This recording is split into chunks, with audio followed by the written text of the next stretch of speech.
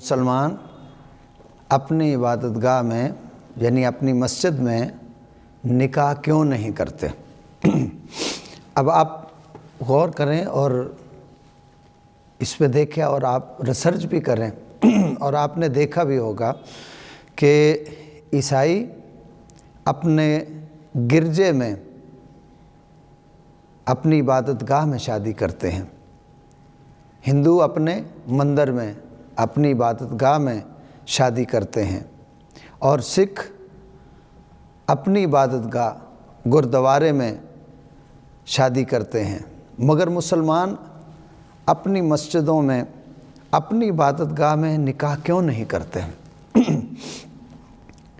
मेरे नाक़िस इल्म के मुताबिक इसकी दो वजह हैं। नंबर एक के मस्जिद में हमारे मुसलमान इसलिए निकाह नहीं करते कि इन्होंने माइयों करनी है, मेहंदी करनी है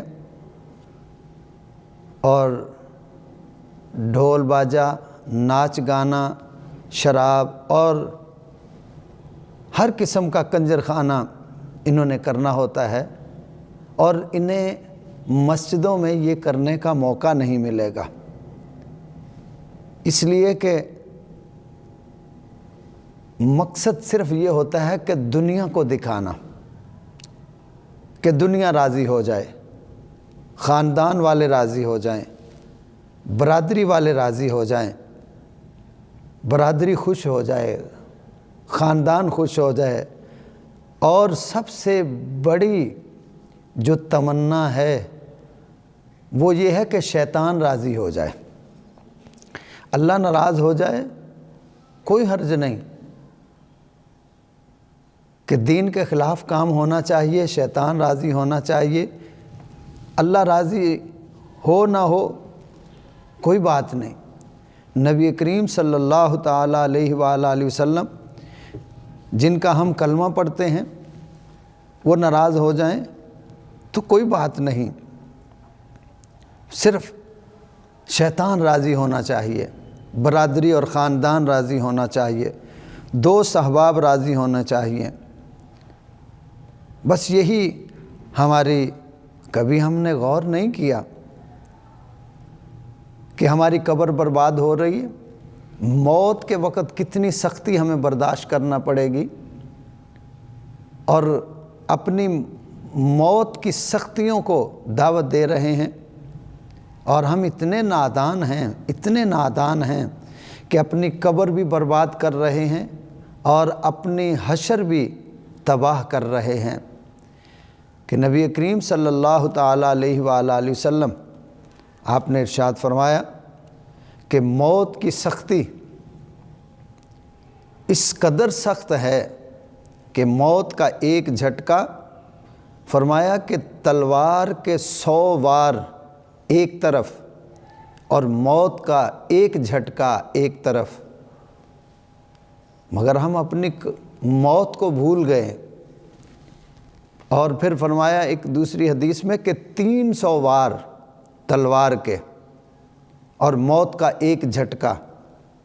और एक मकाम पर ऐसा भी आया कि फरमाया कि एक कांटेदार शाख हो, टहनी हो और उसके ऊपर एक कपड़ा डाल दिया जाए, चादर डाल दी जाए, रेशमी कपड़ा या रेशमी चादर कोई भी डाल दी जाए और हर कांटा उसमें चुभ जाए, पैवस्त हो जाए और फिर ज़ोरदार ताकत वाला, ज़ोर वाला उसको ज़ोर से खींचे और उसका धागा धागा अलहदा हो जाए। फरमाया मौत इससे भी ज़्यादा सख्त है।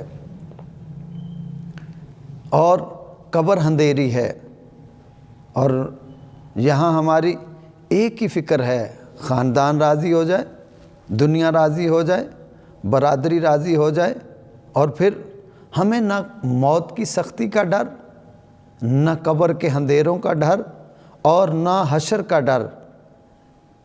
हमें ज़रा भी अपनी जान पर तरस नहीं आता। मगर मेरे दोस्तों, मेरे भाइयों, याद रखो कि मौत के वक़्त सिर्फ़ اپنا حساب و کتاب، اپنے سوال و جواب اور اپنی سختی سارا یہ خود بھگتنا ہے، موت کے وقت بھی، قبر میں بھی اور حشر میں بھی۔ نہ تو موت کے وقت کوئی ہمارے پاس آئے گا، کوئی ہمدرد ہوگا، اپنی موت آپ ہی مرنا ہے، اور اچھا کریں گے تو پھر ہمیں اچھی جزا ملے گی، برا کریں گے تو پھر ہمیں سختی بھگتنی پڑے گی۔ اور اس کے ساتھ ساتھ جب قبر میں جائیں گے تو پھر خود اپنے سوالوں کے جواب دینے پڑیں گے۔ قبر میں نہ بہن بھائی، نہ خاندان، نہ برادری، نہ رشتہ دار، جتنے بھی پیار کرنے والے ہیں کوئی ساتھ نہیں جائے گا، سب ساتھ چھوڑ جائیں گے۔ کچھ لوگ تو جنازہ پڑھیں گے اور جنازہ پڑھ کے ہی چلے جائیں گے، چند لوگ باقی بچیں گے جو قبرستان میں جائیں گے اور جا کر قبر میں دفن کریں گے اور وہیں سے واپس ہو جائیں گے۔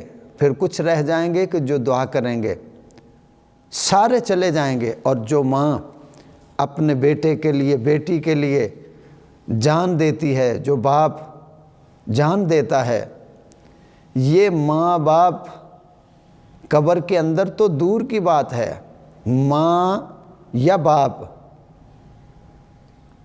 جنہوں نے ساری زندگی اپنے بچوں کو سینے سے لگا کے رکھا، اندر تو دور کی بات ہے، یہ ایک رات قبر کے اوپر بھی بیٹھ کے نہیں گزارتے کہ بیٹا اکیلا ہے اس کو ڈر لگے گا، بیٹی اکیلی ہے اسے ڈر لگے گا، تو چلو رات اس کی قبر کے پاس بیٹھ کے گزار دیں۔ ماں باپ بھی ساتھ چھوڑ جاتے ہیں، اور بلکہ کسی کہنے والے نے کہا کہ جڑے کہندے سن مراں گے نال تیرے، اج انہاں بھی بازیاں ہاریاں نے، اور جڑے ٹردے سن نال دنے راتی، اج انہاں بھی باریاں ماریاں نے، تے جڑے ترس دے سن دید نو دنے راتی، چھڈ گئے سب جھوٹیاں یاریاں نے۔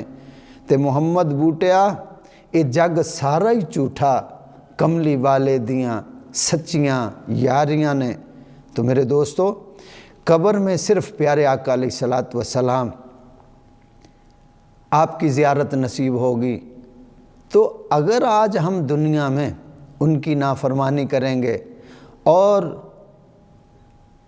آقا علیہ السلام کے دین کے ساتھ غداری کریں گے، ہم نے کلمہ پڑھا ہے اللہ رسول صلی اللہ علیہ وسلم کا، تو اللہ رسول صلی اللہ علیہ وسلم ہی ہماری مدد کریں گے، اور اللہ کے کرم سے آقا علیہ السلام کی رحمتوں سے ہی ہماری خلاصی ہوگی، جان چھوٹے گی۔ کوئی خاندان نہیں آئے گا، اس بات کو توجہ سے سن لو اور ذہن میں بٹھا لو، کوئی خاندان آپ کو قبر میں بچانے نہیں آئے گا۔ جس برادری کے لیے کر رہے ہیں کوئی برادری نہیں آئے گی، کوئی رشتہ دار، کوئی بہن بھائی ہم دنیا کے لیے کرتے ہیں، یہ کوئی دنیا ہمارے ساتھ نہ قبر میں نہ حشر میں ہمارے ساتھ آئے گی۔ تو کتنا پگلا مسلمان ہے کہ یہ اپنی قبر بھی برباد کر رہا ہے، اپنی آخرت بھی برباد کر رہا ہے، صرف شیطان کو راضی کرنے کے لیے۔ اللہ ناراض ہوتا ہے تو ہو جائے، نبی کریم صلی اللہ علیہ وسلم ناراض ہوتے ہیں تو ہو جائے، دین ہمارے ہاتھ سے جاتا ہے تو جانے دیں، ہمیں کسی کی پرواہ نہیں۔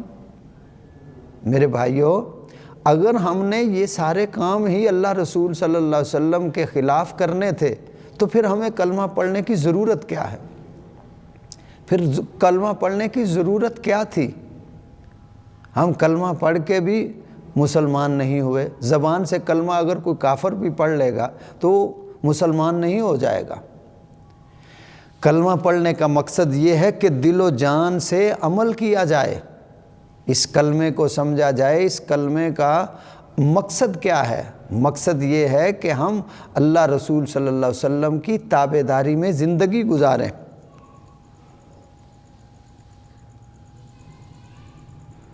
اب آگے ایک تو وجہ یہ تھی، دوسری وجہ میں عرض کر دیتا ہوں کہ مسجد میں اس لیے نکاح نہیں کرتے کہ وہاں لوگ बावुज़ू होंगे, नमाज पढ़ेंगे, हमारी बेटी और बेटे के लिए दुआ करेंगे, अल्लाह इन्हें खुशियाँ अता फरमाएगा, अपनी रहमतें और बरकतें अता फरमाएगा, इनका घर आबाद हो जाएगा। इसलिए मस्जिदों में निकाह नहीं करते, कहीं हमारी बेटी को खुशियाँ नसीब ना हो जाए, क्योंकि यहाँ सारे बावुज़ू होंगे, यहाँ नमाज पढ़ के हाथ उठा के दुआ करेंगे कि जिस बच्ची का निकाह हुआ है, जिस बच्चे का निकाह हुआ है, या अल्लाह इसे दुनिया की तकलीफ़ों से महफूज फरमाना, दुखों से महफूज फरमाना।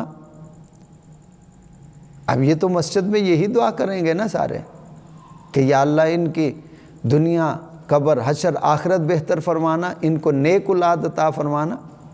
मस्जिद में तो यही दुआ की जाएगी ना।